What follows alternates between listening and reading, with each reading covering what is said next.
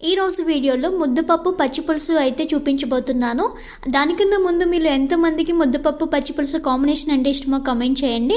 దీనికోసం ఫస్ట్ మనం కుక్కర్లో అరకప్పు వరకు కందిపప్పు తీసుకోవాలి. ఇందులో నీళ్లు వేసి శుభ్రంగా కడిగి ఒక 3 నుంచి 4 కప్పుల వరకు నీళ్లు వేసుకోండి.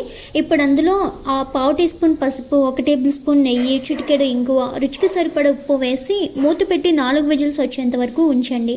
ఇందులో నేను టమోటాలు కూడా తీసుకుంటున్నాను, అది మీ ఇష్టం అండి. 4 విజిల్స్ వచ్చాక స్టవ్ ఆఫ్ చేసి పూర్తిగా చల్లారాక పప్పు గుత్తితో ఇలా మ్యాష్ చేసుకోండి. అంతే, ముద్దపప్పు రెడీ. ఇప్పుడు దీన్ని పక్కన పెట్టేసుకోండి. ఇప్పుడు పచ్చిపులుసు కోసం చిన్న నిమ్మకాయ సైజ్ అంత చింతపండు తీసుకొని నానబెట్టి ఇలా చింతపండు రసాన్ని రెడీ చేసుకోండి.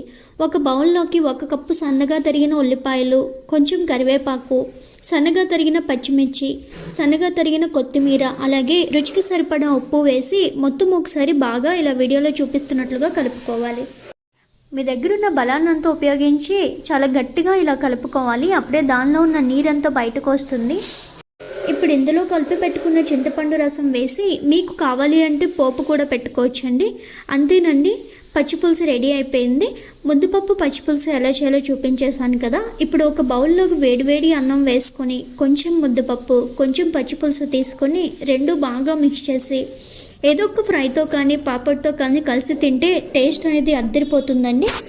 మీకు ఎలా అనిపించిందో నాకు కమెంట్ చేసుకోండి. ఇప్పటివరకు నా ఛానల్ని ఎవరైతే సబ్స్క్రైబ్ చేసుకోలేదో మరిన్ని వీడియోస్ కోసం నా ఛానల్ని సబ్స్క్రైబ్ చేసుకోండి.